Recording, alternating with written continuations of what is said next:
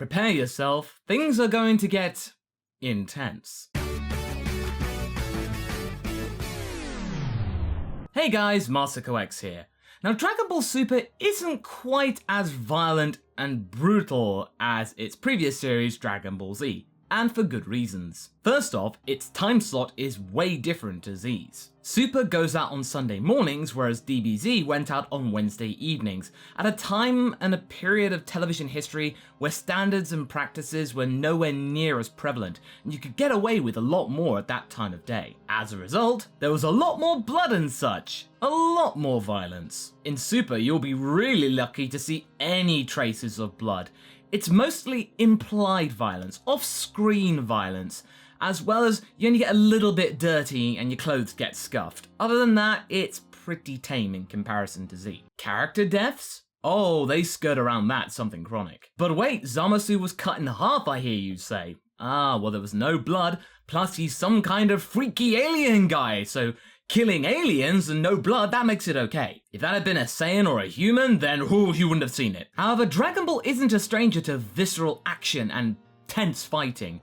No siree. Just because Dragon Ball is, at its heart, a gag series with lots of comedy, just doesn't mean that it can't have its own fair share of action. It has a lot of it. So today I present to you my top 5 favourite fights as well as the most intense fights in Dragon Ball's history. All the way from the original series into Dragon Ball Super, if there are any of course. Now of course, there are dozens and dozens of fights within the Dragon Ball franchise, and to pick just 5 of them for this list was a very arduous task. Now just because your favourite fight doesn't make it onto this list doesn't mean that it sucked. Of course it didn't.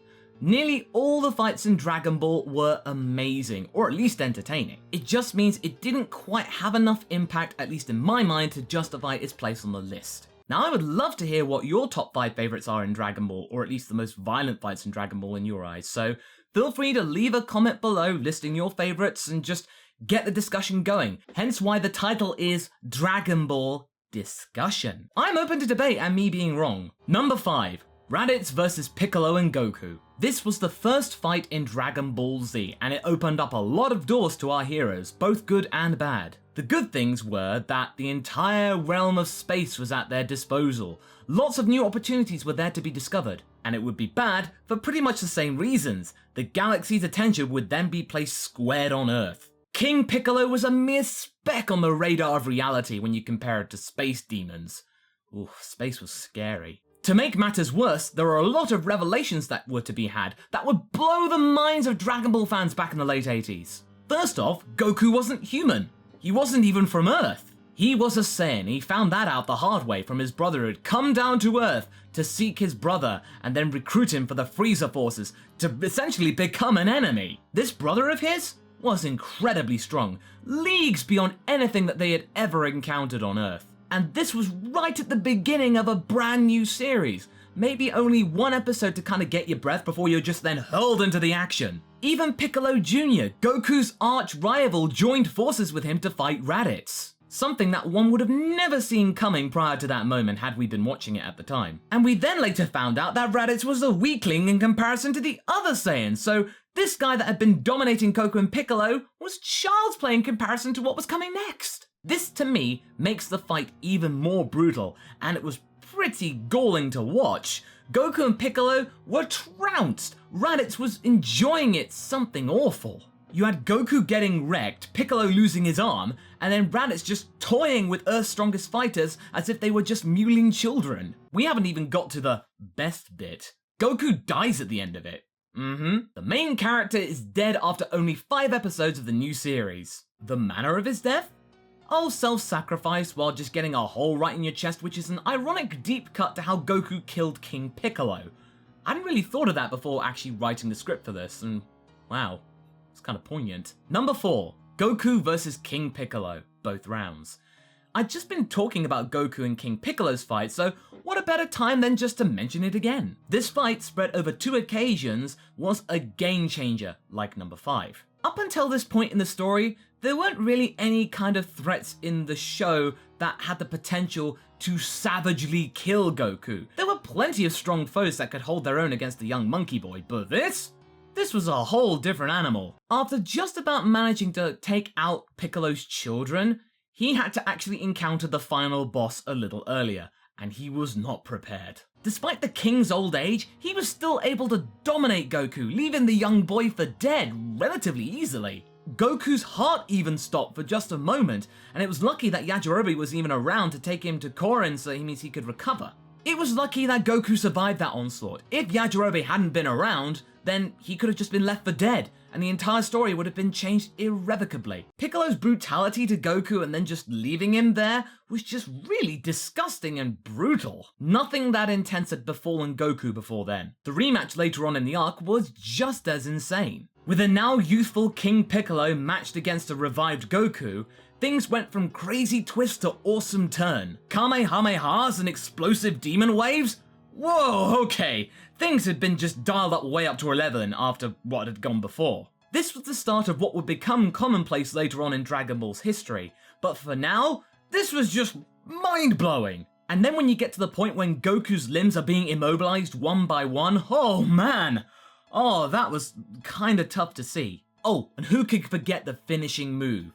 Goku launching himself forward and sending him straight through Piccolo's chest. His limbs may have been completely scuffed up, but his head, oh, that was still intact. Number 3, Goku vs Vegeta, round 1. Goku may have ultimately bested Raddatz, but in the case of the Saiyan saga, Vegeta was the real MVP of it. Raddatz was the mini-boss, and Vegeta was the final encounter in this scenario. The fact that this fight is still talked about and referenced in modern anime to this day shows how important it was to the story's development. It is a classic anime fight in all genres. Even people that don't necessarily watch Dragon Ball Z or any kind of Toriyama product are aware of this fight's existence. What made this fight even more intense in my eyes is how important Kaioken was. Goku had to resort to it a lot just to even figure against Vegeta. Yeah, sure, Goku was a lot stronger than he was at the beginning of the Saiyan saga, but without that power-up, he was nothing in comparison to Vegeta. He was maybe about half of his power. But then when you add Kaioken, things are pretty more even. And all the signs that were leading up to this point were implying that Kaioken was an extremely dangerous technique. King Kai had been warning Goku constantly that if you overuse it or abuse the technique, your body will suffer. You'll be torn to pieces. You could die. Oof, yikes. So we were basically second-guessing Goku's strategy whilst we were watching Vegeta going slightly insane at the fact that he'd never really been opposed before, and now he was being bested by a low-class warrior? That would have been tough to handle. Seeing the prince's state of mind slowly crumble before us, just witnessing his defeat becoming more and more obvious gave me the chills. And of course, the Kaioken Kamehameha versus the Gallic Gun beam struggle, that just has to be mentioned. It is the quintessential beam struggle, and it started off a very common Dragon Ball trope, which is very prevalent in anime to this day. It's right up there along with power-up screams and just staring off into the distance. You know, that kind of thing. Then we had Vegeta's transformation into the Great Ape and completely destroying Goku, crushing him, stomping on him, and then when you added Gohan becoming a Great Ape, whoa, okay, this was getting bonkers. Number 2, Gohan vs Perfect Cell. This was originally meant to be the final fight in Dragon Ball Z, the pinnacle of everything that had gone before it. But instead of Goku dominating it, it was Gohan, his son, that was tasked to take out the big green bug.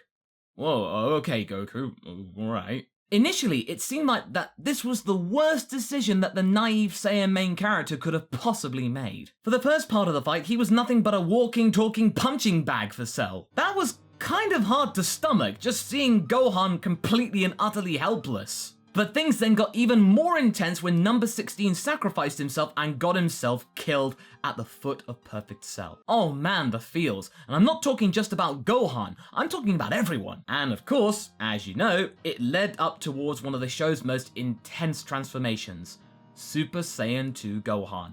Much like how his father lost his cool when he first turned Super Saiyan, Gohan too completely changed. Instead of being the smart and polite young boy, he became merciless and kind of insane, just bubbling under the surface. Like, you don't know what he's gonna do.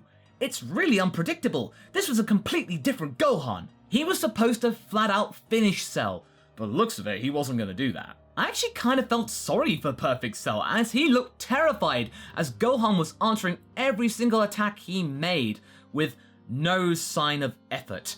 It was really disturbing. Gohan was intense. Now here we go, my number 1, Videl versus Popovich. What, Masako?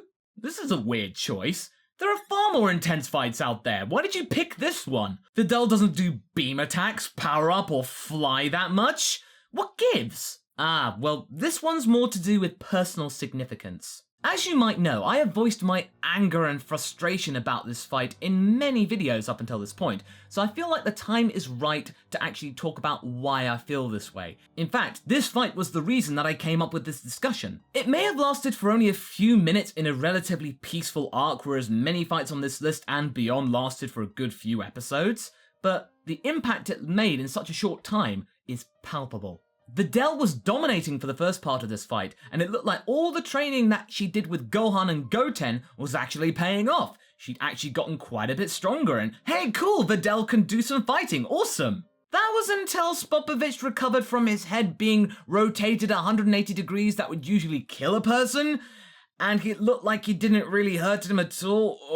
Okay, Videl's gonna get wrecked. It was downhill from there for the daughter of Mr. Satan. Usually the Tenkaichi Budokai evokes feelings of competitive fighting that looks entertaining, but is otherwise quite honorable and respectful. But this fight?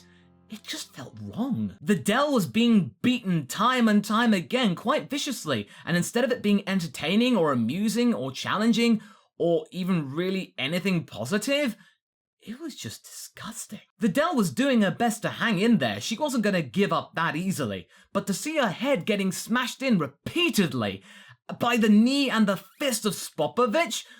Oh, jeez. It's enough to make anyone angry. I don't blame Gohan for being pissed off. And I think I would have felt the same way if it were any other character. If this were Gohan, Goten, Trunks, whoever. Nobody deserves to be just wrecked in that way. Oh my god. It just so happened that Videl was in the wrong place at the wrong time. So there we go. These are my top 5 fights that are the most intense in Dragon Ball. Now I might do another one of these lists with another 5 more intense fights in Dragon Ball, but it's all down to whether you enjoyed it. So what did you guys think? Did you like this list? Do you have your own list of most intense fights that you'd like to share? Leave a comment below and let's get this discussion going. Anyway, I hope you enjoyed this video. Until the next one, be sure to like and subscribe. Catch you later.